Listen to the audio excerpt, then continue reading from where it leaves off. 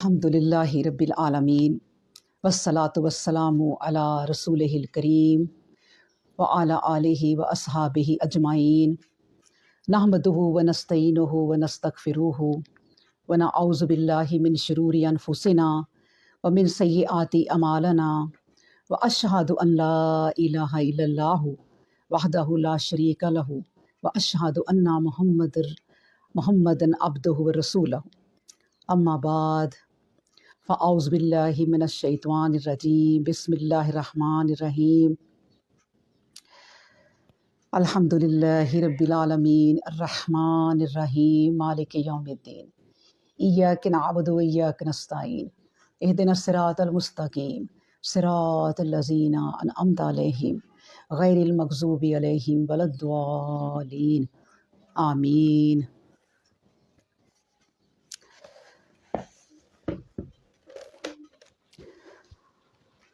आज हम शुरू करते हैं, पारा दूसरा है और आयत नंबर 186 है। व इज़ा सआला का इबादी अन्नी फ़इन्नी करीब उजीबु दावत दाई इज़ा दान। और जब मेरे बंदे मेरी निस्बत तुमसे दरियाफ्त करें, उन्हें कह दो कि मैं तो उनके पास ही हूँ। वो जब पुकारते हैं तो मैं उनकी पुकार सुनता हूँ और इसे कबूल करता हूँ। बस उनको चाहिए कि वो मेरी पुकार का जवाब दें और मुझ पर ईमान लाएं, ताकि वो हसूल मकसद में कामयाब व कामरान हो।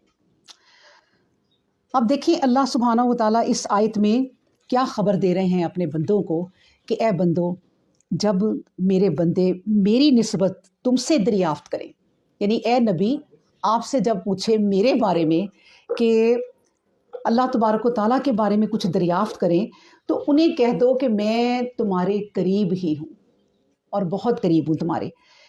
बस बात यह है कि जब वो मुझे पुकारते हैं तो मैं उनकी पुकार सुनता हूँ और इसे कबूल भी करता हूँ। लेकिन बात आखिर में अल्लाह तबारक व तआला ने क्या कही कि बस उनको चाहिए कि वो मेरी पुकार का जवाब दें और मुझ पर ईमान लाएं, ताकि वो हसूल मकसद, उनका जो ज़िंदगी का हासिल है, वो उनको कामयाब और कामरान हो सके उसमें।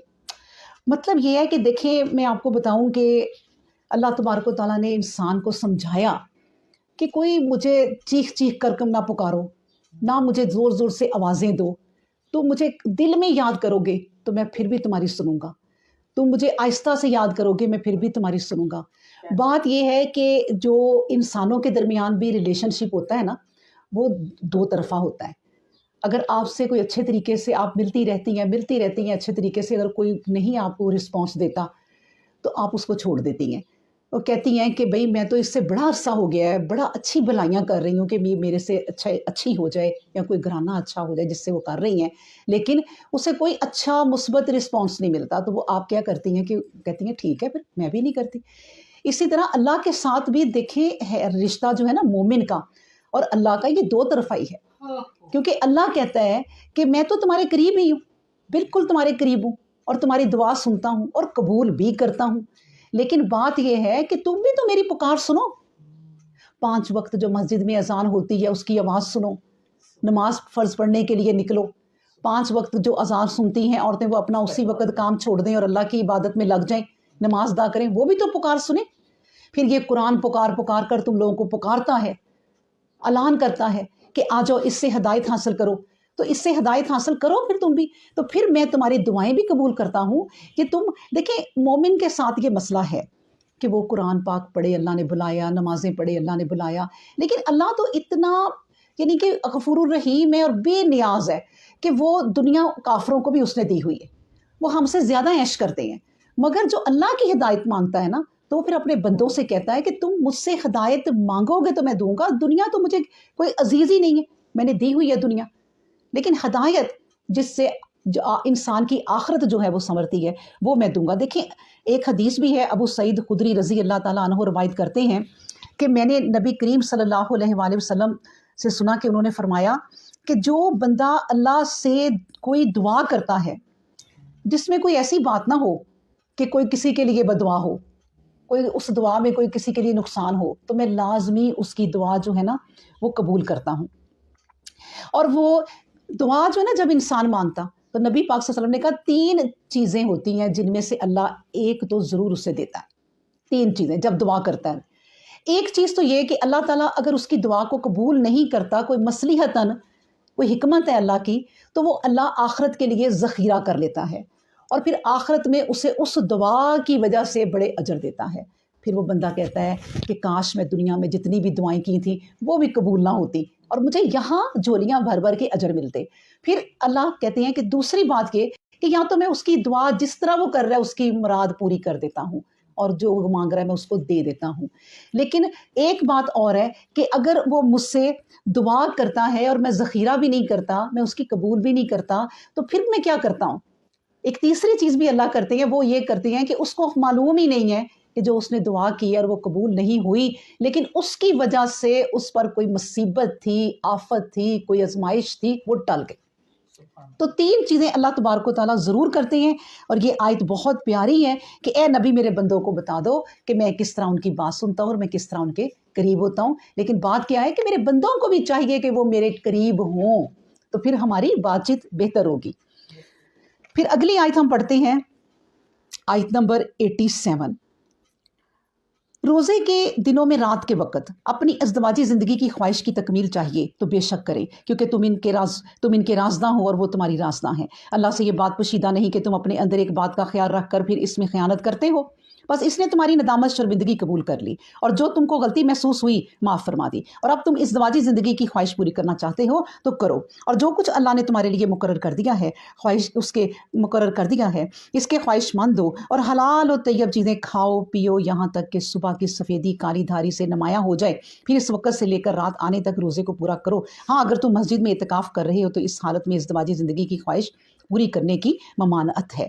یاد رکھو یہ اللہ کی مقرر کردہ حدیں ہیں، بس ان سے دور رہنا چاہیے۔ اللہ اسی طرح اپنے احکام واضح کر دیتا ہے تاکہ لوگ پرہیزگاری اختیار کریں۔ اس کا بھی میں آپ کو تھوڑا سا بتا دیتی ہوں کہ نبی پاک صلی اللہ علیہ وآلہ وسلم نے پہلے جو روزے رکھتے تھے ان کو اپنی بیویوں کے جانے کے پاس منع فرمایا تھا کہ پورا مہینہ جو ہے وہ اپنی بیویوں کے پاس نہیں جانا، لیکن جب اس میں کچھ لوگوں سے کوتاہیاں ہو گئیں اور وہ یہ جان بھی گئے کہ ہم سے کوتاہی ہو گئی ہے اور انہوں نے نبی کریم صلی اللہ علیہ وسلم سے آ کے معافیاں بھی مانگی، تو اللہ تبارک و تعالیٰ نے ان پر رحم کیا کہ ان کو رات کو اجازت دے دی، لیکن ان کو رات کو اجازت دے دی کہ صبح آپ غسل وغیرہ کر کے روزہ رکھ لیں، لیکن جو اعتکاف میں بیٹھتے ہیں ان کو بالکل بھی اجازت نہیں دی۔ تو یہ اللہ تبارک و تعالیٰ کہتے ہیں کہ اس بات پر بھی میں نے تم پر بہت زیادہ رحم کیا اپنے بندوں پر۔ پھر کہا جاتا ہے کہ یسألونک عن الاہلہ، لوگ تم سے مہینوں کے چاند کی رات کی بابت دریافت کرتے ہیں، ان لوگوں سے کہہ دو کہ یہ انسانوں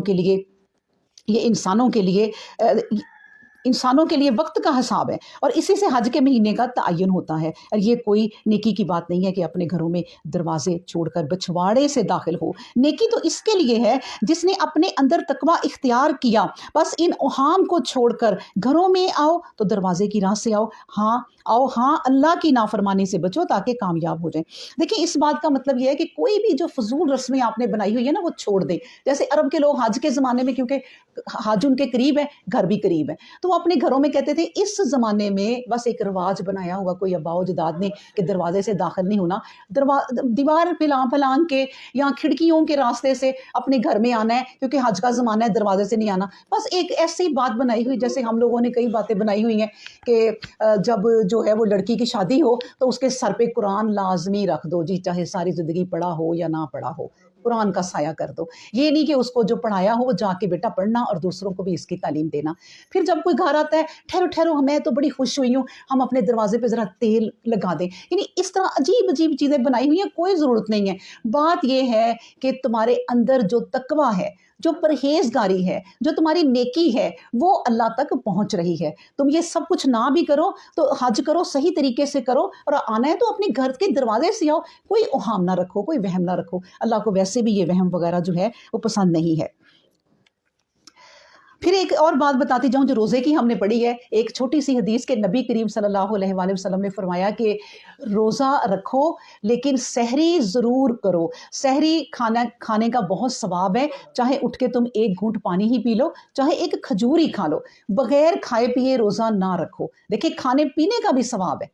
پھر ایک بات ہم نے اس میں پڑھی وہ بھی بتاتی جاؤں کہ جو دھاگا داری دار ہے، مطلب یہ کہ ایک صحابی کہتے ہیں کہ جب مجھے پھر یہ بات پتہ چلی کہ وقت کیا ہے روزے کا، آج کل تو ہمیں نہیں نا ضرورت، کیونکہ ہم لوگ آج کل تو اذانیں ہوتی ہیں اور بعد میں بھی وقت کا پتہ ہوتا ہے اور پورا ایک ہمیں کیلنڈر مل جاتا ہے کہ یہ وقت پورے مہینے کا ہمیں وقت پتہ ہوتا ہے کہ اس دن اس وقت روزہ کھلنا ہے، لیکن اس وقت نہیں تھا۔ تو نبی پاک صلی اللہ علیہ وسلم نے بھی دیکھیں کیا کہا کہ جب سفید دھاگا اور جو کالا دھاگا ہے وہ نمایاں ہو جائے، یعنی اتنی روشنی آ جائے کہ تم دھاگے میں پہچان کر سکو، تو وہ صحابی کہتے ہیں کہ میں تو اپنے تکیے کے نیچے دھاگا رکھ کے سوتا تھا، اور جب وہ سفیدی مجھے نظر آ جاتی تھی تو میں سمجھ جاتا تھا۔ تو وہ اس طرح اندازہ کر لیتے تھے۔ جیسے نبی پاک صلی اللہ علیہ وسلم نے یہ بھی فرمایا کہ دیکھو جب بلال رضی اللہ تعالیٰ عنہ اذان دیتے ہیں نا تو ان کی اذان پر کھانا پینا نہ چھوڑو، کیونکہ وہ تو رات گئے اذان دیتے ہیں، تہجد پڑھو اٹھ کے اور پھر اس کے بعد روزہ رکھنے کی تیاریاں کرو۔ اس وقت دیکھیں یہ انتظام نہیں تھا تو اس طرح سمجھاتے تھے، یہ دو شخص اذان دیتے تھے، پھر جب مکتوم اذان دیں تو پھر تم روزہ جو ہے وہ رکھ رہے ہو، افطاری وغیرہ بند کر دو، یعنی کہ سحری وغیرہ جو ہے نا وہ بند کر دو، وہ فجر کی اذان کے لیے دیتے ہیں۔ اس کے بعد ہے آیت نمبر 190، وَقَاتِلُوا فِي سَبِيلِ اللَّهِ الَّذِينَ يُقَاتِلُونَكُمْ، اور جو لوگ تم سے لڑ رہے ہیں اللہ کی راہ میں، تم بھی ان کے ساتھ لڑو۔ ہاں کسی طرح کی زیادتی نہیں کرنی چاہیے، اللہ ان لوگوں کو پسند نہیں کرتا جو زیادتی کرنے والے ہیں، انہیں جہاں کہیں پاؤ قتل کرو، اور جس جگہ سے انہوں نے تم کو نکالا ہے تم بھی انہیں نکال باہر کرو، کیونکہ فتنہ کا کام رہنا قتل و خون ریزی سے بڑھ کر ہے، جب تک کہ وہ خود مسجد حرام کی حدود میں سے تم سے لڑائی نہ کرے، تم بھی ان سے لڑائی نہ کرو۔ ہاں اگر انہوں نے اس مقام پر لڑائی شروع کر دی تو تمہارے لیے اس مقام پر لڑنا ضروری ہو جائے گا، منکرین حق کا یہی بدلہ ہے۔ دیکھیں اللہ تبارک و تعالیٰ کی آیتیں جب تھوڑی سی کوئی پڑھ کے وبا پھیلا دیتے ہیں کہ ان کا قرآن جی کہتا ہے کہ قتل کرو، جہاں بھی انہیں پاؤ کافروں کو قتل کرو۔ یہ سب اجداد کو کافروں کی عادت تھی نا، یہ مشرکین کی اور ان کی، کہ وہ اپنی قبروں پہ جا کے نا اباؤ اجداد کے نعرے لگاتے تھے، میرا باپ یہ تھا تو وہ کہتا تھا میرا باپ یہ تھا، میرا دادا یہ تھا تو میرا، اس طرح اللہ تعالیٰ انہیں بتا رہے ہیں کہ اب وہ باتیں تم سے جہالت کی چھٹ گئی ہیں نا، لیکن اب اس طرح جس طرح اپنے اباؤ اجداد کو کرتے تھے اس سے زیادہ تم اپنے رب کی صدائیں بلند کرو اور اس کو یاد کرو۔ پھر یہ ہے کہ پھر غور کرو، کچھ لوگ ایسے ہیں جن کی صدائیں یہ ہوتی ہیں کہ اے ہمارے رب ہمیں جو کچھ دینا ہے دنیا میں ہی دے دے، یعنی کہ وہ کہتے ہیں کہ فَمِنَ النَّاسِ مَن يَقُولُ رَبَّنَا آتِنَا فِي الدُّنْيَا وَمَا لَهُ فِي الْآخِرَةِ مِنْ خَلَاقٍ، یعنی کہ دنیا ہی دے دے، ہمیں دنیا ہی دے دے۔ اللہ تبارک و تعالیٰ نے اس چیز سے منع فرمایا ہے کہ صرف دنیا نہ مانگو، بلکہ دنیا نہ مانگنے میں صحابہ اکرام اتنے شیر تھے کہ ایک صحابی نے کہا کہ اللہ مجھے جو بھی مصیبت دینی ہے اس دنیا میں دے دے، آخرت میں نہ دینا۔ تو وہ نبی پاک صلی اللہ علیہ وسلم کے پاس آیا تو بڑا ہی کمزور، لاغر اور بیمار، نبی کریم صلی اللہ علیہ وسلم نے کہا بھی آپ کو کیا ہوا ہے؟ تو اس نے کہا کہ میں نے اللہ سے کہا کہ آپ مجھے یہی مصیبتیں دے دیں، مجھے آخرت میں کوئی نہ دینا۔ تو انہوں نے نبی کریم صلی اللہ علیہ وسلم نے کہا بھی تم نے تو اللہ کی رحمت کو محدود ہی کر دیا، دنیا بھی مانگو اور آخرت بھی مانگو یہ۔ اور پھر اس نے یہی دعا کی جو آگے ہمیں سکھائی جا رہی ہے کہ وَمِنْهُم مَن يَقُولُ رَبَّنَا آتِنَا فِي الدُّنْيَا حَسَنَةً وَفِي الْآخِرَةِ حَسَنَةً وَقِنَا عَذَابَ النَّارِ۔ کچھ لوگ ایسے بھی ہیں جو دنیا اور آخرت دونوں کی فلاح پاتے ہیں، وہ کہتے ہیں کہ ہے ہمارے رب ہمیں اس دنیا میں بھی اور آخرت میں بھی بھلائی عطا فرما اور ہمیں عذاب دوزخ سے بچا۔ اب میں یہ بھی بتا دوں آپ کو کہ نبی پاک صلی اللہ علیہ وسلم کی یہ فیوریٹ دعا تھی، یہ ربنا آتنا فی الدنیا، یعنی اتنی اچھی دعا ہے کہ دنیا بھی آخرت بھی اور عذاب سے بھی نجات، یعنی سب چیزیں اس میں آ جاتی ہیں۔ اس کے بعد کہا کہ 202 آیت میں کہ اولئک لہم نصیب مما کسبوا واللہ سریع الحساب، ایسے ہی لوگ ہیں جنہیں ان کے عمل کے مطابق دنیا اور آخرت کی فلاح میں حصہ ملنا ہے، اور اللہ اعمال کی جانچ میں مست رفتار نہیں ہے، سست رفتار نہیں ہے۔ یاد رکھو کہ حج کے دن گنتی کے دن ہے، تم اللہ کی یاد میں مشغول رہو۔ جو شخص واپسی میں جلدی کرے اور 2 ہی دن بعد روانہ ہو جائے تو اس میں بھی کوئی گناہ نہیں، اور جو کوئی تاخیر کرے اور تو وہ تاخیر بھی کر سکتا ہے، لیکن یہ رخصت اس کے لیے ہے جس میں تقوی اور پرہیزگاری بھی ہو۔ بس ہر حال میں اللہ سے ڈرتے رہو اور یہ بات نہ بھولو کہ تم سب کو اسی کے حضور جمع ہونا ہے۔ اور بعض آدمی ایسے ہیں کہ دنیاوی زندگی کے بارے میں ان کی باتیں تمہیں بہت اچھی معلوم ہوتی ہیں اور وہ اپنے ضمیر کی پاکیزگی پر اللہ کو گواہ ٹھہراتے ہیں، اور خصوصت یعنی خاص طور پر بڑے ہی وہ سخت ہوتے ہیں۔ ان کی تمام سرگرمیاں ملک میں اس لیے ہوتی ہیں تاکہ خرابی پھیلائیں اور انسان کی زراعت اور محنت کے نتیجوں کو اور اس کی نسل کو ہلاک کر دیں، حالانکہ اللہ یہ کام پسند نہیں کرتا کہ ویرانی اور خرابی ہو۔ مطلب یہ ہے کہ اللہ کو دیکھیں اصل میں جنگ نہیں پسند کہ جھگڑا کیا جائے اور دو ملکوں کی بھی جنگ خام خواہ ہو، کیونکہ جنگ ایسی چیز ہے کہ اس میں عورتیں بیوہ ہو جاتی ہیں، مرد مارے جاتے ہیں، بچے یتیم ہو جاتے ہیں، اور مائیں ماری جاتی ہیں، عزتیں لوٹی جاتی ہیں۔ مطلب اتنی جنگ جو ہے نا وہ فصلوں کو تباہ کر دیتی ہے، فصلیں تباہ، ویرانی چھا جاتی ہے ملک میں۔ تو اللہ تبارک و تعالیٰ نے اس چیز کو ناپسند کیا ہے کہ خام خواہ جنگ نہ کرو۔ لیکن اگر وہی بات جو پیچھے ہم پڑھ رہے تھے کہ اگر آپ کے اسلام پہ کوئی حرف آ رہا ہے اور کافر آپ پر حملہ کر رہے ہیں تو پھر اللہ تبارک و تعالیٰ نے کہا ہے کہ ضرور کرو جنگ۔ پھر کہا گیا ہے 207 آیت میں وَإِذَا قِيلَ لَهُ، اور جب ان لوگوں سے کہا جائے کہ اللہ سے ڈرو تو ان کا گھمنڈ ان کو مزید گناہ پر اکساتا ہے، انہیں تو جہنم ہی کفایت کرے گا اگرچہ وہ برا ٹھکانہ ہے۔ پھر کچھ لوگ ایسے بھی ہیں جو اللہ کی خوشنودی کی طلب میں اپنی جانے تک بیچ ڈالتے ہیں، اور اللہ بھی اپنے بندوں کے لیے مہربانی رکھنے والا ہے۔ اے مسلمانوں، اعتقاد و عمل کی ساری باتوں میں پوری طرح مسلم ہو جاؤ اور کسی ایک بات میں بھی اسلام کے خلاف نہ کرو۔ دیکھو شیطانی وسوسوں کی پیروی نہ کرو، وہ تمہارا کھلا دشمن ہے۔ پھر اگر تمہارے قدم ڈگمگائیں باوجود اس کے کہ ہدایت کی روشن دلیلیں تمہارے سامنے آ چکی تو یاد رکھو اللہ سب پر غالب اور حکمت والا ہے۔ پھر یہ لوگ کس بات کے انتظار میں ہیں؟ کیا اس بات کے منتظر ہیں کہ اللہ ان کے سامنے نمودار ہو جائے، بادل ان پر سایہ کیے ہوں، فرشتے ان کے سامنے سب باندھے کھڑے ہوں، اور جو کچھ ہونا ہے وہ ہو چکے، اور تمام کاموں کا انجام بالآخر اللہ ہی کے ہاتھ میں ہے۔ یعنی دیکھیں کہا جا رہا ہے کہ اللہ جو ہے وہ مطلب بندے کو اللہ سمجھا رہے ہیں کہ بندے کس چیز کا تم انتظار کر رہے ہو میری طرف آنے کے لیے؟ یعنی اس چیز کا انتظار کر رہے ہو موت کا کہ فرشتہ آ کے تمہارے سامنے کھڑا ہو جائے؟ پھر اس چیز کا تم انتظار کر رہے ہو کہ تمہارے سامنے فرشتے قطار میں کھڑے ہو جائے کیونکہ اب تمہاری روح کو لے کر جانا ہے؟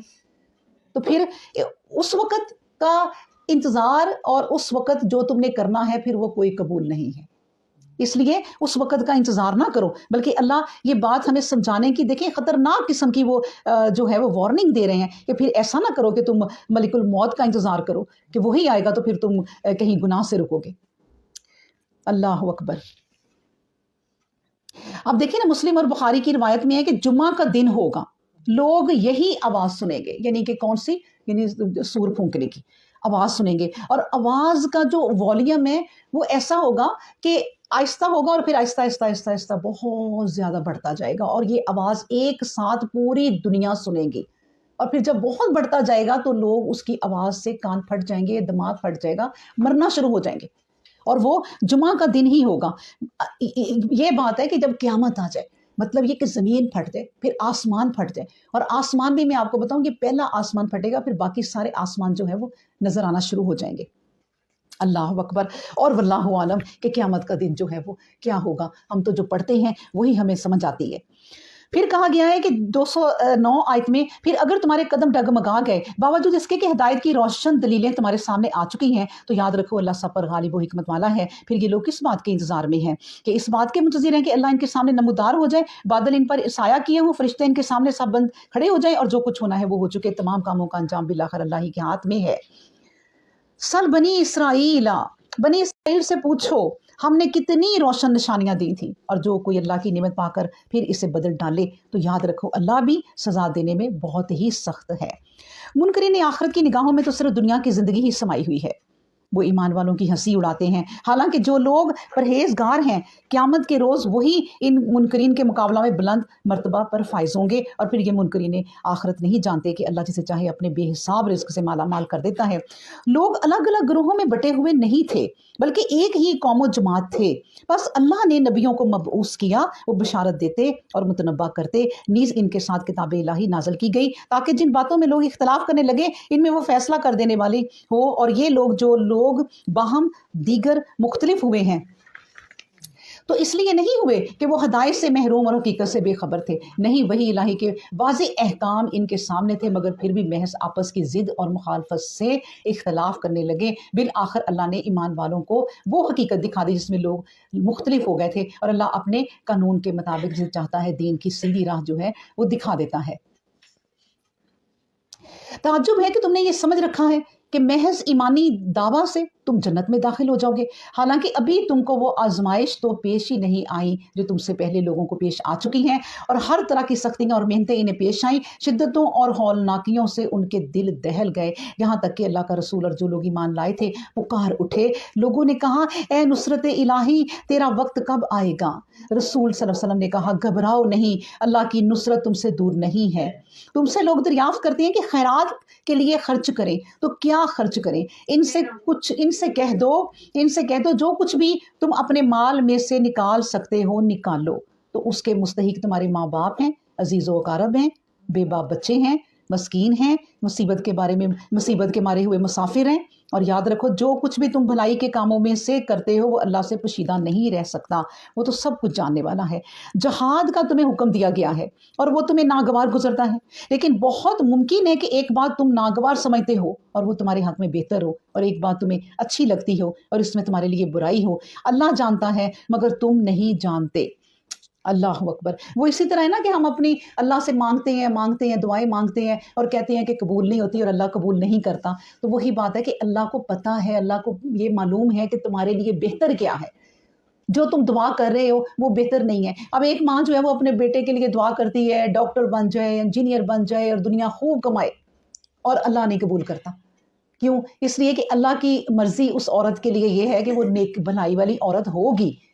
اللہ کو اس کے لیے یہ پسند ہے کہ اس کا بیٹا عالم دین بنے اور دین کو پھیلائے، اور جب وہ دنیا سے رخصت ہو جائے ماں باپ تو اس کو مسلسل جو ہے وہ اجر ملے۔ تو اس لیے بعض چیزیں اللہ تبارک و تعالیٰ کہتے ہیں کہ تمہیں نہیں معلوم کہ تمہارے لیے وہ، تمہیں لگتا ہے کہ وہ تمہارے لیے بری ہیں مگر اصل میں وہ تمہارے لیے بہتر ہی ہیں۔ پھر کہا گیا کہ اے پیغمبر اسلام، لوگ تم سے پوچھتے ہیں جو مہینہ حرمت کا سمجھا جاتا ہے اس میں لڑائی کرنا کیسا ہے؟ ان سے کہہ دو کہ اس میں لڑائی لڑنا بہت ہی بری بات ہے، مگر یہ بھی یاد رکھو کہ کسی انسان کو اللہ کی راہ سے روکنا، اس کا انکار کرنا اور مسجد حرام میں کسی کو نہ جانے دینا، یہاں تک کہ وہاں کے بسنے والوں کو نکال دینا، اللہ کے نزدیک اس سے بھی زیادہ برائی ہے، اور فتنہ قتل سے بھی بڑھ کر برائی ہے۔ یاد رکھو یہ لوگ تم سے برابر لڑتے ہی رہیں گے، یہاں تک کہ اگر بن پڑے تو تمہیں تمہارے دین سے برگشتہ کر دیں، اور پھر تم سے جو شخص اپنے دین سے برگشتہ ہو جائے اور اسی حالت میں، اسی برگشتگی میں دنیا سے رخصت ہو جائے، تو اس کا شمار ان لوگوں میں ہوگا جن کے تمام اعمال دنیا اور آخرت میں اکارت گئے، اور ایسے ہی لوگ ہیں جن کا گروہ دوزخی گروہ ہے اور ہمیشہ وہ وہیں رہنے والا ہے۔ اللہ اکبر۔ اب دیکھیں یہ بات جو ابھی میں نے پڑھی ہے نا کہ اللہ تبارک و تعالیٰ جو بتاتے ہیں کہ دنیا تم سے پھر چھن جائے گی اگر تم ان لوگوں کے پیچھے لگ جائے، دنیا کی وجہ سے بھی اور ڈر کی وجہ سے بھی۔ تو دیکھیں کہ وہ جو اصحاب کہف تھے وہ جب انہیں نیند سے جب وہ اٹھے تو انہوں نے کیا کہا تھا کہ دیکھو دھیان سے جانا، اگر انہوں نے ہمیں پہچان لیا تو وہ ہمیں اپنے دین میں کر لیں گے، اور اگر انہوں نے ہمیں اپنے دین میں کر لیا تو پھر ہم تو آخرت میں تباہ ہو جائیں گے۔ مطلب یہ کہ اپنے دین کو سنبھالنا خود ہے۔ ان الذین آمنوا والذین ہاجروا، جو لوگ ایمان لائے اور جن لوگوں نے وطن سے بے وطن ہونے کی سختیاں برداشت کی اور اللہ کی راہ میں جہاد کیا، بلا شبہ ایسے ہی لوگ ہیں جو اللہ کی رحمت کی امیدواری کرنے کے صحیح مستحق ہیں، اور جو کوئی اللہ کی رحمت کا امیدوار ہو تو اللہ بھی رحمت سے بخش دینے والا ہے۔ پھر کہا جا رہا ہے کہ تم سے لوگ شراب اور جوئے کے متعلق دریافت کرتے ہیں، ان سے کہہ دو کہ ان دونوں چیزوں میں نقصان بہت زیادہ ہے، اور انسان کے لیے فائدے بھی ہیں لیکن ان کا نقصان ان کے فائدے سے بھی بہت زیادہ ہے۔ اور تم سے پوچھتے ہیں کہ راہ حق میں کیا خرچ کرتے ہو، ان سے کہہ دو کہ جس قدر فاضل ہو سب اللہ کی راہ میں خرچ کر دو۔ دیکھو اللہ اس طرح کے احکام دے کر تم پر اپنی نشانیاں واضح کر دیتا ہے تاکہ تم غور و فکر کرو، اور کون خرابی کرنے والا ہے۔ اگر اللہ چاہتا تو تم پر مشقت ڈال دیتا، بلا شبہ وہ غلبہ اور طاقت کے ساتھ حکمت رکھنے والا ہے۔ اور مشرک عورتوں سے جب تک کہ وہ ایمان نہ لے نکاح نہ کرو۔ ایک مشرک عورت تمہیں کتنی ہی پسند آئے لیکن مومن عورت اس سے کہیں بہتر ہے، اگرچہ وہ باندھی ہو، اور اسی طرح مشرک مرد جب تک ایمان نہ لے آئیں مومن عورتیں ان کے نکاح میں نہ دی جائیں۔ یقیناً اللہ کا مومن بندہ اگرچہ وہ غلام ہو ایک مشرک مرد سے بہتر ہے، اگرچہ بظاہر مشرک مرد تمہیں کتنا ہی پسند کیوں نہ آئے۔ یہ لوگ تمہیں دوزخ کی طرف بلاتے ہیں اور اللہ اپنے حکم سے تمہیں جنت اور مغفرت کی طرف بلا رہا ہے، اور لوگوں کی ہدایت کے لیے اپنی آیتیں واضح کر دیتا ہے تاکہ وہ نصیحت پکڑیں۔ اللہ اکبر۔ اب دیکھیں نا ہندوستان میں یعنی انڈیا میں رہتے ہوئے لوگ، اب مسلمان اور جو ہے وہ ہندو، تو جب لڑکا لڑکی شادی کر لیتے ہیں تو کوئی ان کے لیے نقصان نہیں محسوس ہوتا، حالانکہ اللہ منع کر رہا ہے کہ तुम मुशरिक से ना करो, वो मुशरिक ही है ना, बुतों की पूजा करते हैं। तो वहाँ पर रहना और उन लोगों से इस तरह की परहेज करना उनके लिए ये बड़े सवाब का काम है। और अपनी जिसको वो पसंद करे लड़की या लड़का, उसकी कुर्बानी देनी कि मेरे रब ने मना किया है, या फिर ये कि वो मुसलमान हो जाए कि उससे करो। क्योंकि अल्लाह कह रहा है कि तुम्हारा मुसलमान जो है ना, लड़का या लड़की, वो चाहे बांदी हो चाहे गुलाम हो, वो उतना अमीर ना हो जितना कि वो है मुशरिक, फिर भी तुम उससे कर लो। यानी इतनी सख्ती से मना किया गया है। फिर उसके बाद अल्लाह तबारक व तआला कहते हैं, भैया सलूना का अनल माहीज़, लोग तुमसे औरतों के अयाम माहवारी के बारे में दरियाफ्त करते हैं, इनसे कह दो कि वो अजियत का वक्त है, बस चाहिए कि इन दिनों में औरतों से अलहदा रहो, और जब तक वो फ़ारग होकर पाक साफ़ ना हो लें इनसे ताल्लुक़ ख़ास कायम ना करो। और जब वो पाक साफ़ हो लें तो अल्लाह ने फ़ितरी तौर पर जो बात जिस तरह ठहरा दी है इसके मुताबिक उनकी तरफ मुल्तफ़ित हो। अल्लाह इन लोगों को दोस्त रखता है जो बुराई से दूर रहने वाले और पाकीज़गी और सफाई रखने वाले हैं। तुम्हारी बीवियाँ तुम्हारे लिए ऐसी हैं जैसे काश्त की ज़मीन, पर जब चाहो अपनी ज़मीन काश्त करो, अपने लिए मुस्तकबिल का सरो सामान भी करो। याद रखो कि इसके हुजूर भी हाजिर होना है, और उनके लिए जो ईमान रखते हैं बशारत ही बशारत है। मतलब देखिए, अल्लाह के हर हुक्म में ना हिकमत और मसलिहत कितनी है कि औरत के पास आने से इन दिनों मना कर दिया।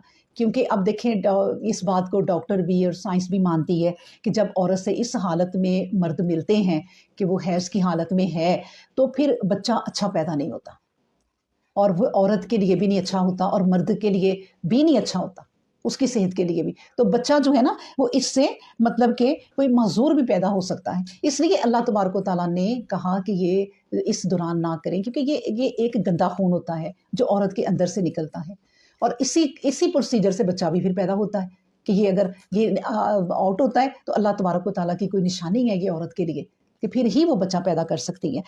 अच्छा जी, वला तजअलुल्लाह, और ऐसा ना करो कि किसी के साथ भलाई करने या परहेजगारी की राह इख्तियार करने या लोगों के दरमियान सुलह सफाई करा देने के खिलाफ कस्में खाकर अल्लाह के नाम को नेकी से बच निकलने का बहाना बना लो। याद रखो, अल्लाह सुनने वाला और जानने वाला है। तुम्हारी कस्मों में जो लग़्व और बेमैनी कस्में हों, इन पर अल्लाह मुआखज़ा नहीं करता। जो कुछ भी पकड़ होगी तो वो ये होगी कि जो समझ बूझ कर की गई हो, और अल्लाह बहरहाल हर हाल में बख्शने वाला और तहम्मुल करने वाला है। मतलब क्या है ये कि बाज़ जाहिल लोग हैं, वो अजीबो गरीब कस्में जो हैं वो खा लेते हैं। अब एक बंदे ने कसम खाई थी हज़रत उमर फ़ारूक रज़ी अल्लाह ताला अन्हु के ज़माने में ग़ालिबन, कि मैं अपने बेटे की कुर्बानी दूँगा। अब ये जहालत ही है, तो उन्होंने कहा कि अपनी कसम को तोड़ो, और ये कोई कसम नहीं है, जहालत की बात है, और किसी मेंढे की या किसी बकरे की या किसी की कुर्बानी कर दो उसकी जगह। तो इस तरह की कस्में खाना, और ऐसे भी अल्लाह तबारक व तआला ने कसम खाना कि मैं फ़लाँ शख्स से अब बात तक नहीं करूँगी, या बेटी से या बहू से, यानी रिश्ते तोड़ने वाली बातें करना। तो ये कस्में लग़्व कस्में हैं, ये इनकी कोई वैल्यू नहीं है, और ना ऐसी कस्में खाओ। फिर कहा कि जो लोग अपनी बीवियों के पास ना जाने की कसम खा बैठें तो उनके लिए 4 माह की मोहलत है। फिर अगर इस मुद्दत के अंदर अंदर रुजू कर लें तो बिलाशुबा अल्लाह अपनी ख़ास रहमत से बख्श देने वाला है। लेकिन अगर वो तलाक की ठान ले तो तलाक दे, और याद रखें कि अल्लाह सब कुछ सुनने वाला और जानने वाला है। और जिन औरतों को तलाक दी गई हो उन्हें चाहिए कि अज़ियत के दिनों के 3 माह तक अपने आप को निकाह सानी से रोके रखें, और अगर वो अल्लाह और आखिरत के दिन पर ईमान रखती हैं तो उनके लिए जायज़ नहीं है कि जो चीज़ अल्लाह ने उनके रहम में पैदा कर दी है इसे छुपाएं। और उनके शौहर अगर इद्दत के अंदर अंदर इस्लाह हाल पर आमादा हो जाएं तो वो इन्हें अपनी ज़ौजियत में लेने के ज़्यादा हकदार हैं। और औरतों के लिए भी इस तरह के हकूक़ मर्दों पर हैं जिस तरह के मर्दों के औरतों पर। चाहिए कि एक दूसरे के साथ अच्छा सलूक करें। अलबत्ता मर्दों को औरतों पर एक ख़ास दर्जा दिया गया है, और अल्लाह ज़बरदस्त हिकमत रखने वाला है। तलाक 2 मरतबा है, या तो मारूफ तरीके से रोक लेना चाहिए या फिर हुस्न सलूक के साथ अलग कर देना चाहिए। मर्दों के लिए जायज़ नहीं कि जो कुछ वो अपनी बीवियों को दे चुके तलाक के वक़्त वापस ले लें। हाँ, अगर मियाँ बीवी को अंदेशा हो कि अल्लाह के ठहराए हुए हुकूक अदा ना कर सकेंगे तो रज़ामंदी से ऐसा हो सकता है। मियाँ बीवी में कुछ गुनाह नहीं कि बीवी अपना पीछा छुड़ाने के लिए बतौर मुआवज़ा अपने हक़ में से कुछ देकर तलाक यानी खुला हासिल कर ले। ये अल्लाह की ठहराई हुई हदबंदियाँ हैं, बस इनसे कदम बाहर ना निकालो। जो कोई अल्लाह की ठहराई हुई हदबंदियों से बाहर निकल जाएगा तो ऐसे ही लोग हैं जो जुल्म करने वाले हैं।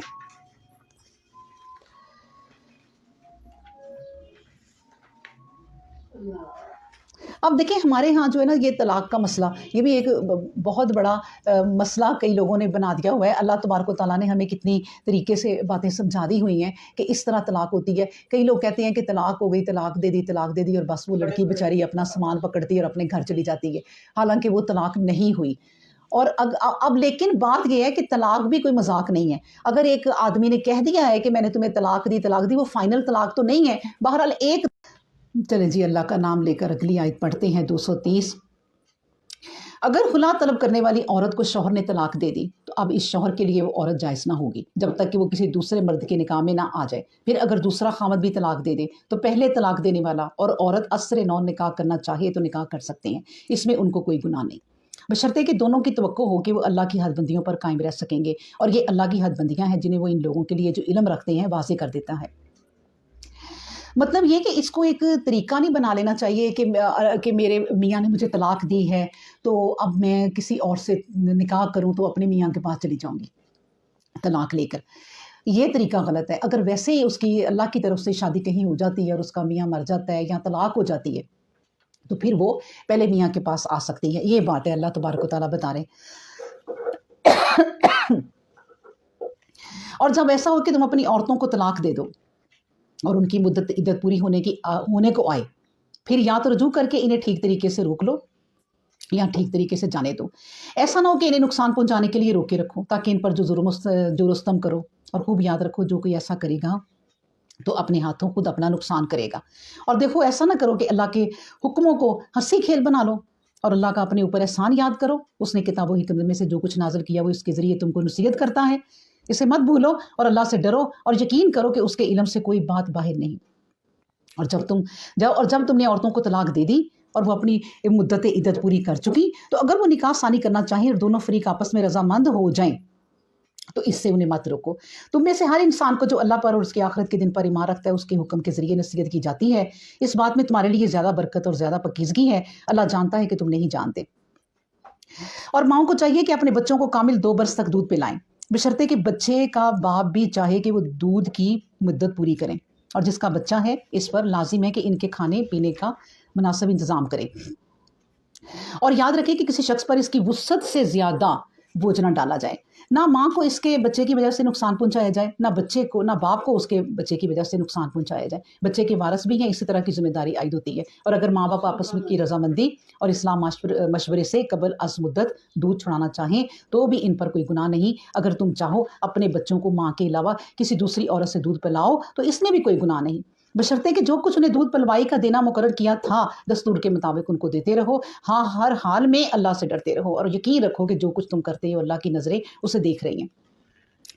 اب دیکھیں طلاق کے ساتھ پھر بچے کا مسئلہ آ جاتا ہے کہ اگر طلاق ہو گئی ہے اور بچہ بھی ہے تو بچے کے اوپر ڈسکس کرنے کے لیے اس کے لیے کیا کرنا ہے دونوں میاں بیوی طلاق کے بعد بھی کر سکتے ہیں کہ وہ بچے کو دودھ پلانا چاہتی ہے اور باپ بھی کہے کہ پلا دو، دونوں اس پر رضامند ہیں تو ٹھیک ہے. اور اگر ماں کی طبیعت ایسی ہے کہ وہ دودھ نہیں پلا سکتی تو دوسری سے پلائے، یا جو بھی آج کل وہ ڈبے وغیرہ بھی ہے تو پھر وہ اس کا خرچہ جو ہے نا طلاق چاہے ہو بھی چکی ہے تو وہ مرد پر ہی ہے.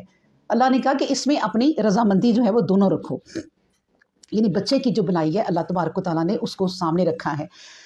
اور دیکھو جو لوگ وفات پا جائیں اور اپنے پیچھے بیویاں چھوڑ جائیں تو انہیں چاہیے کہ 4 مہینے 10 دن تک عدت وفات میں اپنے آپ کو روکے رکھیں. پھر جب وہ مدت پوری کر لیں تو انہیں اپنے معاملہ میں اختیار ہے کہ وہ جو کچھ جائز طریقے پر اپنے لیے کریں. اپنے نکاح ثانی کے متعلق جو کچھ سوچیں اس کے لیے تمہارے سر کوئی الزام نہیں، اور تم جو کچھ بھی کرتے ہو اللہ اس کی خبر رکھنے والا ہے.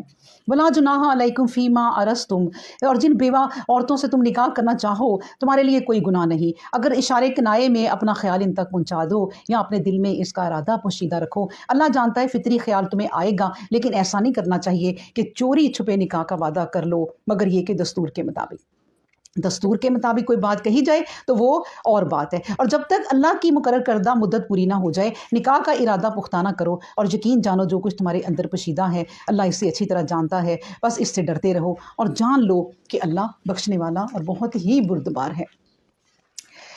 مطلب یہ ہے کہ اب جس عورت کو طلاق ہو چکی ہے اور وہ عدت اس کی بتائی ہے تو اس عدت کے دوران بھی اگر کسی کا نکاح کا پیغام آ جاتا ہے تو کوئی بری بات نہیں ہے. یعنی آج کل جیسے فون ہے، فون پر کوئی وہ کر کے کہہ سکتا ہے کہ میں آپ سے نکاح کرنا چاہتا ہوں تو ٹھیک ہے، لیکن یہ نہیں کہ آپ گپ شپ ہی مارنے لگ جائیں اور اس کے بعد باتیں کرنے لگ جائیں، اور یہ اللہ نے منع کیا ہے۔ لیکن نکاح کا ارادہ کرنا اور یا پھر اس کے دل کے اندر ہی رکھنا کہ میں بعد میں اسے پیغام دوں گا یا میں پیغام دوں گی، تو یہ بھی صحیح ہے۔ مطلب یہ کہ اللہ نے بے حیائی سے منع فرمایا ہے۔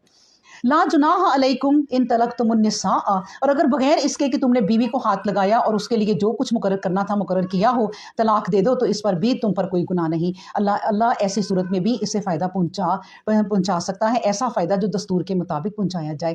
مقدور والا اپنی حیثیت کے مطابق دے، تنگ دست اپنی حالت کے مطابق۔ نیک کردار آدمیوں کے لیے ضروری ہے کہ ایسا کرے، اور اگر ایسا ہو کہ تم نے ہاتھ لگانے سے پہلے طلاق دے دی اور جو کچھ مقرر کرنا تھا مقرر کر چکے، تو ایسی صورت میں مقرر مہر کا آدھا دینا چاہیے۔ ہاں اگر عورت معاف کر دے یا مرد جس کے ہاتھ میں معاہدہ نکاح ہے درگزر کرے، پورا حق مہر ادا کر دے۔ اگر تم مرد ہی درگزر کرو گے تو یہ زیادہ پرہیزگاری کی بات ہوگی۔ دیکھو آپس میں ایک دوسرے کے ساتھ احسان اور بھلائی کرنا نہ بھولو، اور یقین کرو کہ جو کچھ تم کرتے ہو اللہ کی نظر سے مخفی نہیں ہے۔ اب دیکھیں کتنی پیاری اللہ تبارک و تعالیٰ نے بات سمجھائی ہے کہ ہمارے معاشرے میں جو ایک گند ہے کہ اگر طلاق دے دی ہے تو طلاق دینے والے جو ہے نا ابھی رخصتی بھی نہیں کی اور طلاق ہو گئی ہے، پھر وہ ان کے لیے نقصان دہ باتیں بھی کرتے ہیں تاکہ اس کی شادی کہیں اور نہ ہو سکے۔ اور اللہ کیا سمجھاتا ہے کہ اگر ایسی طلاق ہو ہی گئی ہے، چلو رنجشوں کی وجہ سے کوئی اختلافات ہو گئے ہیں یا اللہ نے چلو ان کی جدائی ہو گئی ہے، تو مرد جو ہے نا اپنا دل بڑا کریں۔ اگر اللہ تعالیٰ نے ان کو دیا ہوا ہے تو مہر جو نکاح پہ لکھا گیا ہے وہ دے دیں۔ لیکن اگر کوئی حیثیت والا نہیں ہے کہ وہ پورا مہر نہیں دے سکتا اور لڑکی کی رخصتی نہیں ہوئی تو آدھا مہر دے دے، اور اگر وہ اس کو بھی نہیں دے سکتا تو لڑکی کو چاہیے کہ اپنا دل بڑا کرے اور اپنے اس کے گھر والے دل بڑا کریں کہ ہم نے مہر معاف کر دیا، کیونکہ وہ نہیں دے سکتے۔ تو یہ باتیں اللہ سکھا رہا ہے تاکہ اس سے معاشرے میں جو ہے نا فتنہ نہ پھیلے، فساد نہ ہو۔ پھر اس کے بعد بات آتی ہے کہ اپنی نمازوں کی حفاظت میں کوشاں رہو، خصوصاً ایسی نماز کی جو وسطیٰ ہے اور اللہ کے حضور اس طرح کھڑے ہو کر ادب و نیاز میں ڈوبے ہوئے ہو۔ پھر اگر ایسا ہو کہ تمہیں دشمن کا خوف ہو اور مقررہ صورت میں نماز ادا نہ کر سکو تو پیدل ہو یا سوار جس حالت میں ہو نماز پڑھ لو۔ پھر جب تم مطمئن ہو جاؤ تو چاہیے کہ اس طریقے سے اللہ کا ذکر کرو جس طرح اس نے تمہیں سکھایا، جو تمہیں پہلے معلوم نہ تھا۔ اب یہ بات دیکھیں، وہ لوگ غور سے سن لیں، کاش کہ وہ لوگ سن لیں جو نماز نہیں پڑھتے، کہ نماز جو ہے جنگ میں بھی معاف نہیں ہے۔ اگر نماز میں کوئی گنجائش ہوتی تو اللہ جنگ میں معاف کرتا۔ خوف کی حالت میں بھی نماز پڑھنی ہے۔ اگر آپ سواری پہ ہیں سواری پہ پڑھ لیں، اور پھر اگر آپ اس طرح ہیں کہ باری باری پڑھ لیں کہ جو 10 بندے مقابلہ کر رہے ہیں 2 پیچھے پڑھ لیں، پھر وہ 2 پڑھ لیں یا 5 پڑھ لیں، اس طرح نماز نہیں چھوڑنی۔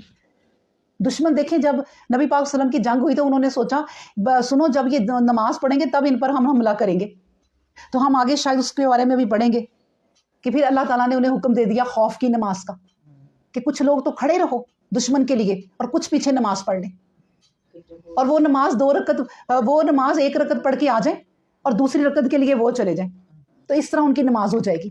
اللہ تعالیٰ نے فوراً دشمنوں کی بات جانی اور اپنے نبی کو یہ نماز سکھا دی۔ تو اللہ کہہ سکتے تھے کہ نبی آپ یہ نماز نہ پڑھیں کیونکہ دشمن آپ پر حملہ کرنے کا سوچ رہا ہے، لیکن اللہ تعالیٰ نے نماز کی تھوڑی شکل بدل دی، مگر یہ نہیں کہا کہ نماز چھوڑ دو۔ نماز چھوڑ نہیں سکتے۔ اب جو لوگ نہیں پڑھتے اللہ انہیں ہدایت دے کہ نماز پڑھتے رہیں، جیسے بھی ہیں، چور ہیں، اچکے ہیں، جیسے بھی گناہ گار ہیں، نماز پڑھتے رہیں، کیونکہ وہ نماز ان کو وہاں سے واپس لے ہی آئے گی۔ کیونکہ جب وہ جھوٹا موٹا بھی اللہ سے 5 دفعہ کہیں گے ایاک نعبد و ایاک نستعین، ایاک نعبد و ایاک نستعین، اللہ کی تعریف کریں گے، حمد و ثنا کریں گے، جھوٹ ہی کریں گے، آہستہ آہستہ ان کے دل کو اللہ تعالیٰ کاری دے گا۔ تو نماز نہ چھوڑو۔ والذین یتوفون منکم، اور جو لوگ تم میں سے وفات پا جائیں اور پیچھے اپنی بیوہ عورتیں چھوڑ جائیں اور وہ وصیت کر جائیں کہ 1 برس تک ان کو نان و نفقہ دیا جائے اور گھر سے نہ نکالی جائیں، اگر وہ خود اپنا گھر چھوڑ جائیں تو جو کچھ وہ جائز طریقے پر اپنے لیے کریں اس کے لیے تم پر کوئی گناہ نہیں ہوگا۔ یاد رکھو اللہ سب پر غالب اور حکمت والا ہے۔ جن لوگوں کو طلاق دی جائے گی تو چاہیے کہ انہیں مناسب طریقہ پر فائدہ پہنچایا جائے۔ متقی انسانوں کے لیے ایسا کرنا لازم ہے۔ اس طرح اللہ تعالیٰ تم پر اپنی آیتیں دیکھو واضح کرتا ہے تاکہ تم سوچتے سمجھتے ہوئے عقل سے کام لو۔ کیا تم نے ان لوگوں کی سرگزشت پر غور نہیں کیا جو اپنے گھروں سے نکل کھڑے ہوئے تھے اور باوجود وہ ہزاروں کی تعداد میں تھے مگر موت کے ڈر سے بھاگ گئے تھے؟ اللہ کا حکم ہوا کہ اب تمہارے لیے یہ موت ہی ہے، پھر اللہ نے انہیں زندہ کر دیا اور وہ غالب ہو گئے۔ یقیناً اللہ انسان کے لیے بڑا ہی فضل و بخشش رکھنے والا ہے، لیکن اکثر آدمی ناشکری کرنے والے ہیں۔ دیکھیں اس میں یہ بتایا اللہ نے کہ جو کوانٹٹی ہے نا اس سے کچھ نہیں ہوتا۔ اگر آپ کی فوج زیادہ ہے لیکن ڈر پوک ہے تو وہ کیا کر سکتے ہیں؟ موت سے ڈرتے ہیں جو جنگ تو وہی کریں گے جو موت سے نہیں ڈرتے۔ اور اگر آپ کی تعداد کم ہے لیکن آپ بہادر ہیں تو پھر وہ زیادہ تعداد پر بھی غالب آ جائیں گے۔ یہ اللہ تبارک و تعالیٰ بتا رہے ہیں۔ اور پھر یہ کہ زندہ جو کر دینا ہے نا، اللہ نے انہیں زندہ کر دیا۔ کیا مطلب تھا کہ وہ مر گئے تھے اور پھر زندہ کر دیا؟ مطلب اس کا یہ ہے کہ اللہ نے ان کے ایمان کو زندہ کر دیا۔ وہ موت سے ڈرتے تھے، مر گئے تھے وہ، اللہ نے ان کے ایمان کو زندہ کر کے کہا کہ کرو ان پر حملہ۔ اور پھر اللہ تبارک و تعالیٰ کہتے ہیں کہ تمہارا رب تو بڑا ہی فضل والا ہے، بخش والا ہے، وہ ناشکری کو بس پسند نہیں کرتا۔ اور اللہ کی راہ میں لڑائی پیش آ جائے، یعنی جہاد کرنا پڑے، تو موت سے نہ ڈرو، بے خوف ہو کر لڑو اور یقین کرو اللہ سننے والا اور سب کچھ جاننے والا ہے۔ اب دیکھیں خالد بن ولید کی بات سن لیں ایک، کہ خالد بن ولید جو اللہ کی تلوار جنہیں کہا جاتا ہے، وہ کہتے تھے کہ دیکھو جو لوگ موت سے ڈرتے ہیں اور جنگ سے گھبراتے ہیں، آج میری حالت کو دیکھ لیں، میرے جسم پہ کوئی ایک نشان نہیں رہا کہ جس پہ تلوار کا نشان نہ ہو، ایک حصہ نہیں رہا، لیکن میری موت دیکھیں اس چارپائی پہ لکھی۔ وہ اپنی موت کے دوران کہہ رہے تھے کہ اگر مجھے مرنا ہوتا تو میں جنگ میں مرتا، جو میری خواہش بھی تھی کہ اللہ تعالیٰ میں ہر جنگ ایسے لڑی ہے میں نے کہ میں نے اپنے جسم کا کوئی حصہ نہیں بچا کہ میں نے تیر نہ کھائے ہوں اور میں نے لوگوں کو نہ ہرایا ہو، لیکن اللہ نے مجھے موت نہیں دی۔ تو وہ لوگ مجھ سے سیکھیں کہ اگر موت آنی ہوتی تو مجھے آ جاتی۔ آج میں یعنی خالد بن ولید دیکھیں، میں اس چارپائی پہ اپنے گھر کے بیڈ پر مر رہا ہوں۔ اللہ اکبر۔ تو یہ اللہ نے موت کا وقت مقرر کیا ہوا ہے۔ جو لوگ ڈر اور خوف سے نبی کریم صلی اللہ علیہ وسلم کا ساتھ نہیں دیتے تھے، گھروں میں بیٹھے رہتے تھے، تو اللہ نے انہیں بھی کہا تھا کہ موت کے ڈر سے تم نہیں نہ آئے تو موت تو تمہارے گھر میں بھی آ جائے گی، تمہیں جہاں بھی ہو تمہیں وہ پالے گی۔ تو اس لیے موت کے ڈر سے گھر میں نہیں بیٹھے رہنا چاہیے۔ کیا تم نے اس واقعہ پر غور نہیں کیا کہ جو موسیٰ علیہ السلام کے بعد بنی اسرائیل کے سرداروں کو پیش آیا تھا؟ بنی اسرائیل کے سرداروں نے اپنے عہد کے نبی سے کہا تھا کہ ہم اللہ کی راہ میں جنگ کریں گے، ہمارے لیے ایک حکمران مقرر کر دو۔ نبی نے کہا اگر تمہیں لڑائی کا حکم دیا گیا تو کچھ بعید نہیں کہ تم لڑنے سے انکار کر دو۔ سرداروں نے کہا ایسا کیوں کر ہو سکتا ہے، ہم اللہ کی راہ میں نہ لڑیں، حالانکہ ہم اپنے گھروں سے نکالے جا چکے ہیں اور اپنی اولاد سے علیحدہ ہو چکے ہیں۔ پھر دیکھو جب ایسا ہوا کہ انہیں لڑائی کا حکم دیا گیا تو ایک تھوڑی تعداد کے سوا سب نے پیٹھ دکھا دی، اور اللہ نافرمانوں کے دل کے کھوٹ سے بے خبر نہیں ہے۔ اور پھر ایسا ہوا کہ ان کے نبی نے کہا کہ اللہ نے تمہارے لیے طالوت کو حکمران مقرر کیا ہے۔ یہ سنتے ہی وہ بول اٹھے۔ دیکھیں نا، پہلے انہوں نے کہا، اللہ کے نبی نے کہہ دیا کہ بھئی نہ کرو جنگ، نہ کہو کہ ہم نے جنگ کرو۔ انہوں نے کہا نہیں ہم تو کریں گے، ہم تو بڑے ستائے ہوئے ہیں، ہم گھروں سے نکالے ہوئے ہیں، ہمارے بچوں کو مارا گیا ہے، ہم تو کریں گے۔ وقت کے نبی نے کہا نہ کرو، لیکن اب انہوں نے کہا اگر کرنی ہے تو پھر اللہ تعالیٰ نے طالوت ایک شخص تھے جن کو ان کا حکمران بنا دیا۔ اب پہلی بات کیا تو اس میں پڑھ لیتے ہیں کہ بول اٹھے یہ کیسے ہو سکتا ہے کہ اس سے ہم پر حکمرانی کا حق مل جائے، حالانکہ اس سے کہیں زیادہ حکمران ہونے کے ہم خود حقدار ہیں۔ علاوہ ازیں یہ بھی ظاہر ہے کہ اسے مال و دولت کی وسعت حاصل نہیں۔ نبی نے یہ سن کر کہا کہ اللہ نے طالوت ہی کو تم پر برگزیدگی کی عطا فرمائی ہے اور علم کی فراوانی اور جسم کی طاقت دونوں میں اسے وسعت دی ہے۔ وہ اپنے قانون کے مطابق جسے چاہتا ہے اپنی زمین کی حکمرانی بخش دیتا ہے، اور وہ اپنی قدرت میں بڑی وسعت رکھنے والا اور سب کچھ جاننے والا ہے۔ یاد رکھیں کہ ہمیں اللہ تبارک و تعالیٰ ابھی تک کوئی اچھا حکمران کیوں نہیں دے رہے، کیونکہ ہم خود ہمارے اعمال جو ہیں وہ اچھے نہیں ہیں، ہم آزمائش میں ہیں۔ پورا پاکستان جو ہے نا وہ آزمائش میں ہے، کیونکہ انفرادی طور پر ایک ایک بندہ اپنے اوپر غور کرے کہ وہ کتنی برائیاں کر رہا ہے۔ کوئی چھوٹے سے چھوٹے بندے کو دیکھ لیں کہ اس نے جو سبزی بیچنی ہے، ریڑھی لگانی ہے، اس میں بے ایمانی۔ جو بڑے سے بڑے بندے کو دیکھ لیں وہ کروڑوں لاکھوں کی رشوت لے رہا ہے۔ ہم سارے کے سارے ہی تقریباً چند، وہ اللہ جو کہتا ہوتا ہے نا چند لوگوں کو چھوڑ کر، اور شاید انہی چند لوگوں کی اللہ تبارک و تعالیٰ برکت سے ہمیں بچایا ہوا ہے، ورنہ پاکستان جو ہے وہ جو حالات ہیں پاکستان کے وہ ہماری ہی اپنی کرتوتوں سے ہے۔ اگر آج ہر ایک شخص یہ سوچ لے کہ میں نے بے ایمانی نہیں کرنی تو اللہ ہمارے اوپر حکمران اچھا لا سکتا ہے۔ وہی دوبارہ کیوں آ رہے ہیں کہ ہم خود اچھے نہیں ہیں۔ लेकिन जो चंद लोग अच्छे हैं और उनके लिए कोशिश कर रहे हैं, उन्हीं की वजह से हम बचे भी हुए हैं। तो अगली आयत हम पढ़ते हैं कि फिर उनके नबी ने कहा, इसकी अहलियत की निशानी ये है कि मुकद्दस ताबूत जो तुम खो चुके हो वो तुम्हारे पास वापस आ जाएगा और फरिश्ते इसे उठा लाएंगे। इसी ताबूत में तुम्हारे रब की तरफ से तुम्हारे लिए तस्कीन है, और जो कुछ मूसा और हारून अलैहिस्सलाम के घराने छोड़ गए हैं इनका बकिया है। अगर तुम यकीन करने वाले हो तो यकीनन इस वाक़े में तुम्हारे लिए बड़ी निशानी है। अच्छा, मैंने आपको ताबूत का थोड़ा सा बता दूं कि देखें, जो ताबूत था ना मूसा अलैहिस्सलाम का, और वो फिर इनसे खो गया और लोग जंग जीतने दुश्मन ले गए थे।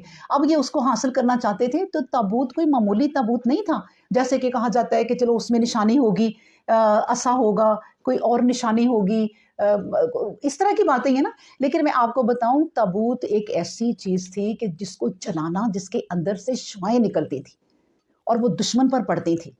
जिस तरह आप समझ लें कि आजकल एटम बम जो तैयार किया हुआ है, और वो एटम बम जो है वो जिसने बनाया या जो उसके माहिर हैं वही चला सकती है ना, आम बंदा तो नहीं ना उसको चला सकता। इसी तरह जो ताबूत था ना, उसका इस्तेमाल मूसा अलैहिस्सलाम को ही आता था, और मूसा अलैहिस्सलाम, अल्लाह ताला ने क्योंकि पैगंबर को ही वो बात वो सिखाई थी कि ये इस तरह चलेगा, इसलिए ये उसकी तलाश में आज तक यहूदी हैं कि वो जो है ना वो दुश्मनों पे हमला भी करता था, और उसको चलाना सिर्फ मूसा अलैहिस्सलाम को ही आता था, यानी वक्त के पैगंबर को ही। तो इसलिए अल्लाह तबारक व तआला ने उसका ये जिक्र किया है, जिस पर ये जो है वो लोग और भी जो है वो इस पर सर्च करते हैं। फिर जब तलूत ने लश्कर के साथ कूच किया, अच्छा ये भी आप इन आयतों में थोड़ा सा गौर करते जाएं कि इंसान इसलिए पीछे रहते हैं कि जब एक सरदार बनाया है तो उसकी चुप करके बात सुन लो, उसकी बात माननी चाहिए। पहले तो तुमने उनको लड़ने से मना किया, इन्होंने कहा नहीं हमने लड़ना है। फिर कहा तलूत तुम्हारा हुक्मरान होगा, यानी तुम्हारी जो फौज है ना उसका जो है ना हेड, उसको बना दिया। तो इन्होंने कहा तलूत को क्यों बना दिया, क्योंकि ये तो गरीब है। उन्होंने कहा अल्लाह नहीं बनाया, क्योंकि तुम इसका कद खाट देखो, इसकी बॉडी देखो, इसका इल्म देखो, क्योंकि अल्लाह ने ये चीज़ें देखी। अल्लाह ने दौलत नहीं देखी कि ये दौलतमंद है तो इसको हमने ये बनाना है। उस पर भी एतराज़। उसके बाद आप देखें, जब तलूत बन गया और इन्होंने कूच किया, तो उसने कहा देखो अल्लाह इस नदी के पास से तुम्हारी आजमाइश करने वाला है, बस जिस किसी ने इस नदी का पानी पिया इससे मेरा कोई वास्ता नहीं, मेरा साथी वही होगा जो इस पानी से प्यास ना बुझाए। हाँ, अगर कोई आदमी मजबूरन अपने हाथ से चुल्लू भर पी ले तो इसका मजायका नहीं, लेकिन इसके हुक्म के बावजूद एक थोड़ी तादाद के सिवा सब ने खूब पानी पिया। फिर जब तालूत और उसके साथ वो लोग जो सच्चा ईमान लाए नदी के पार उतरे, तो उन लोगों ने जिन्होंने तालूत की नाफरमानी की थी, कहा हम ये ताकत नहीं रखते कि आज तालूत और उसकी फौज का मुकाबला कर सकें, कि आज हम जालूत और उसकी फौज का मुकाबला कर सकें। लेकिन वो चंद लोग जो समझते थे कि उन्हें एक दिन अल्लाह के हुजूर हाजिर होना है, पुकार उठे कि कितनी ही छोटी जमातें हैं जो बड़ी जमातों पर गालिब आ गई हैं, और अल्लाह सब्र करने वालों के साथ है। और जब वो मैदान जंग में जालूत और उसके लश्कर के सामने आए तो उन्होंने कहा, ए अल्लाह हम सब्रो सबात के प्यासों पर सब्र के जाम उंडेल दे, और हमारे कदम मैदान जंग में जमा दे, और मुनकरीन हक के गिरोह पर हमको फतह नसीब फरमा, आमीन। उन्होंने हुक्म इलाही से अपने दुश्मनों को शिकस्त दी और दाऊद के हाथ से जालूत मारा गया। फिर अल्लाह ने दाऊद को बादशाही और हिकमत से सरफराज किया, और जो कुछ इसको सिखाना चाहा सिखाया। और अगर अल्लाह ऐसा ना करता कि इंसानों के एक गिरोह के ज़रिए दूसरे गिरोह को राह से हटाता रहता तो दुनिया ख़राब हो जाती और अमन व अदल का नाम मिट जाता। लेकिन अल्लाह दुनिया वालों के लिए फजल और रहमत रखने वाला है। ये है तिलका आयातुल्लाहि नतलूहा अलैका बिल हक व इन्नाका लमिनल मुरसलीन। ये अल्लाह की आयतें हैं जो हम तुम्हें सुना रहे हैं, और हमारा सुनाना बिल्कुल हक है। यकीनन तुम इन लोगों में से हो जिन्हें हमने रसूल बनाया। अब ये आखिरी आयत की एक बात भी आप सुन लें कि आखिर में अब आप लोग कहते होंगे कि तालूत का और जालूत का जिक्र होता रहा, लेकिन आखिरी आयत में दाऊद कहाँ से आ गए, ठीक है ना। ये इसका थोड़ा सा बस सुन लें जो हम पढ़ते हैं। बाकी वल्लाहु आलम कि एक दाऊद जो थे ना, ये एक इंसान ऐसा था जो इस जंग को सिर्फ देख रहा था, वहां से गुजर हुआ था। एक पतला सा जिसकी कोई सामत नहीं होती लड़का था, लेकिन बड़ा अच्छा, जैसे लड़के होते हैं पतले भी हैं लेकिन बहादुर जज्बाती, इस तरह। उसने देखा जंग हो रही है, उसने जाके, उनके हेड कौन थे, तालूत, उन्होंने कहा कि आप मुझे भी इजाज़त दें, क्योंकि उस तरफ से जो जालूत था ना, जालूत दुश्मनों में से था और बहुत ऊंचा लंबा था और वो हमला कर रहा था, तो उससे फिर सारे वो थे ना वो घबरा गए थे।